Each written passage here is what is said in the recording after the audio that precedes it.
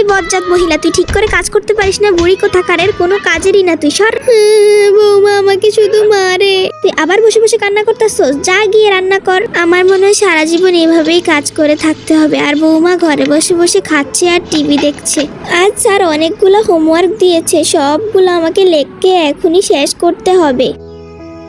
এই নাও বৌমা তোমার খাবার, এগুলা খেয়ে নাও। নে বুড়ি তুই এই বনটা খা। কি, আমার আম্মু এভাবে আমার দাদিকে অত্যাচার করছে? এই জন্য আম্মুকে একটা সাহেস্তা করতেই হবে।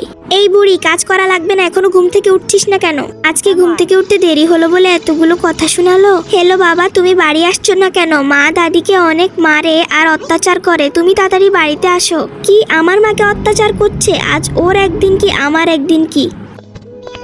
তুই সারাদিন পরে পরে ঘুমাস আর আমার মাকে দিয়ে কাজ করাস। তোকে আর আমি এই বাড়িতে রাখবো না, বেরিয়ে যাই এই বাড়ি থেকে। মা, ওই শয়তান আর এই বাড়িতে কখনোই আসবে না।